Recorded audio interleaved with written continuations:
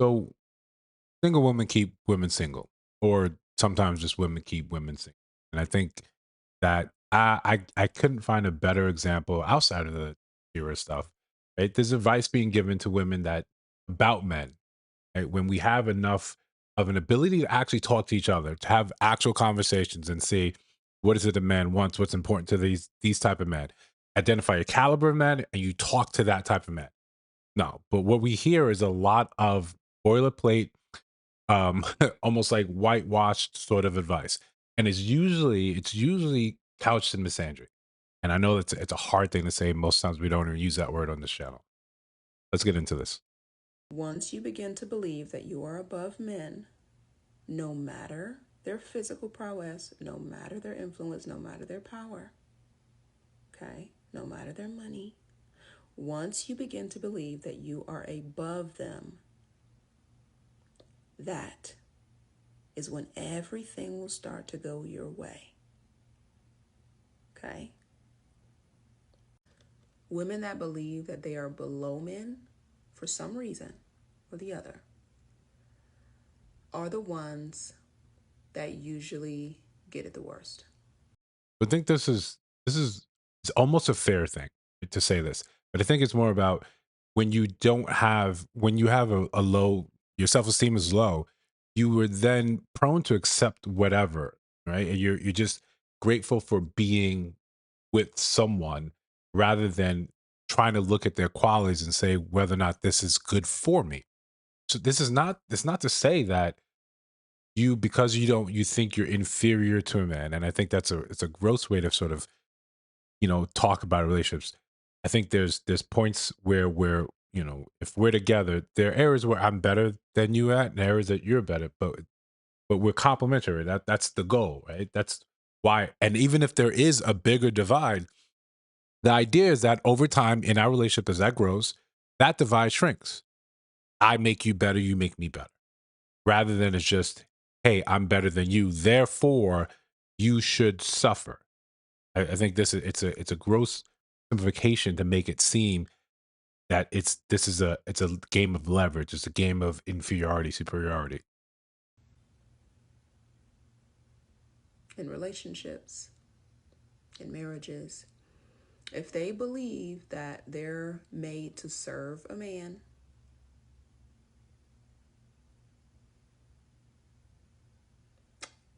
things don't go good. I'm going to tell you why.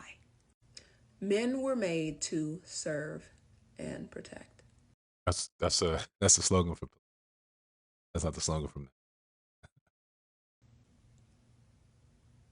You've heard that before, haven't you? yes, police. Authority. Men were made to serve and protect. Now, who gets served and protected? Republic. Again, this is NYPD slogan, serve protect. You protect the public, those that um aren't are essentially weaker, right? That aren't trained and geared to handle the more vicious nature of society.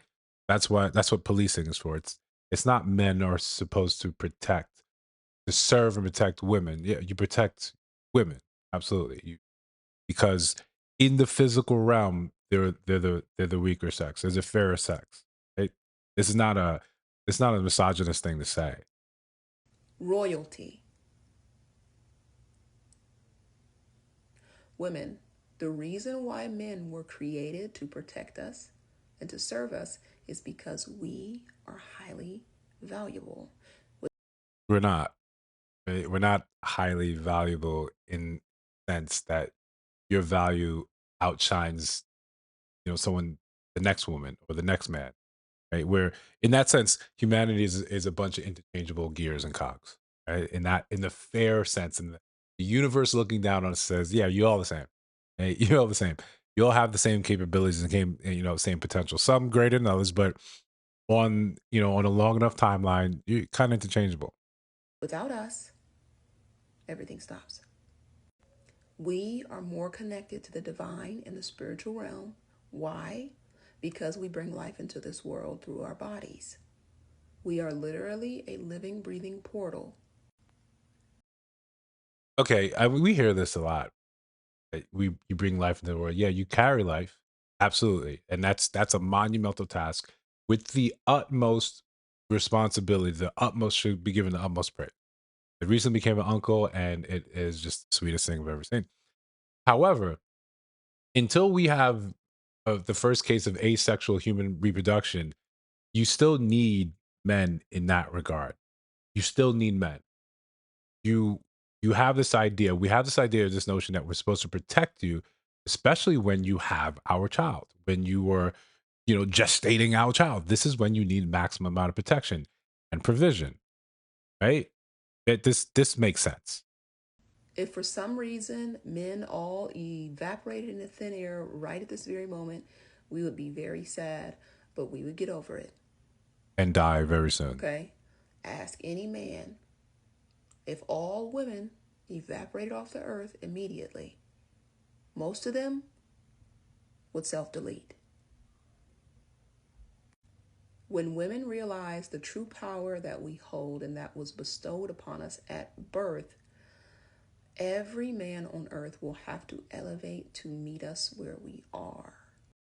I think this is part of the problem that women, and I don't want to speak for them, but what I'm saying is that rarely on here will we see women saying, "This is where I fall short," or "This is what I did wrong." Even with a video that was put up a couple days ago about the woman leaving her family and two kids, there's plenty of people in the comments saying like, "Well, it happens to men, do it all the time, so this it's fair, it's fine." No, two things can be wrong. Two things can absolutely be wrong when we're talking about interpersonal, interrelational, like just relationships. Takes two of us. Both of us are bound to make errors. Like mashing our lives together. So there's going to be sticking points. There's going to be points, points of friction, points of failure on both sides. But we often move with the idea that it's only a man's fault, and then it's a man's fault to fix it. We, proliferate that idea forward, and we get talking points like this where men are completely useless outside of serving. Women are exalted as royalty.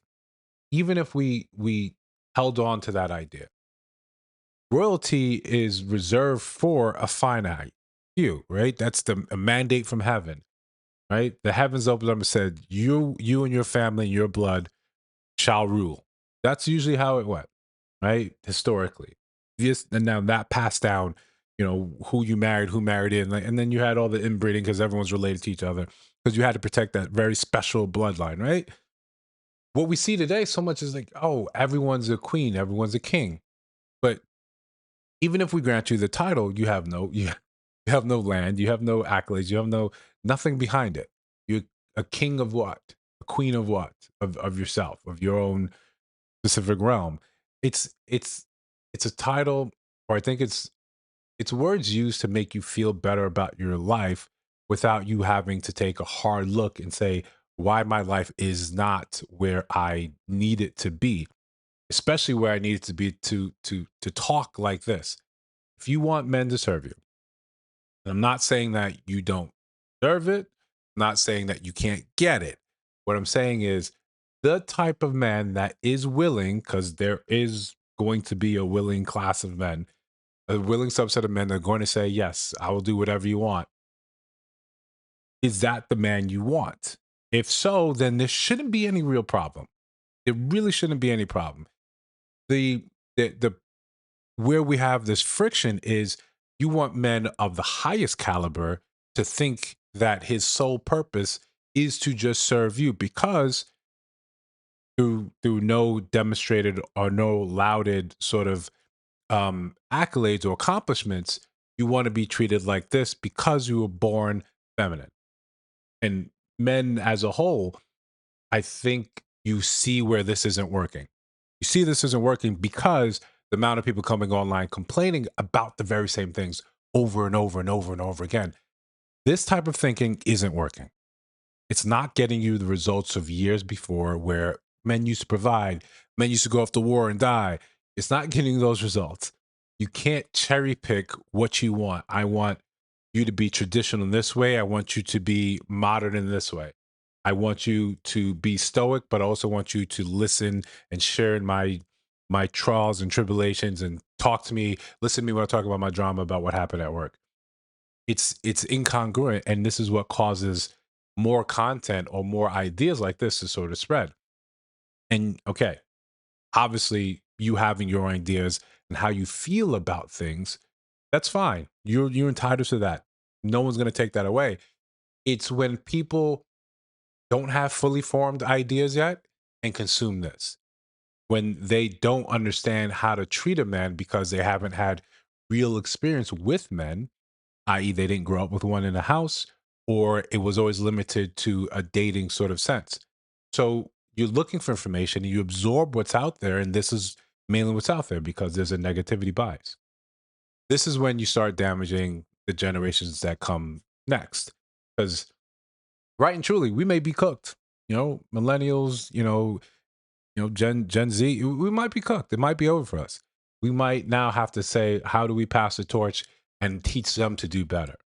If I missed anything, or if you guys want to add anything, put it down in the comments. You guys know I like to swim through those myself. I'll see you in the next one.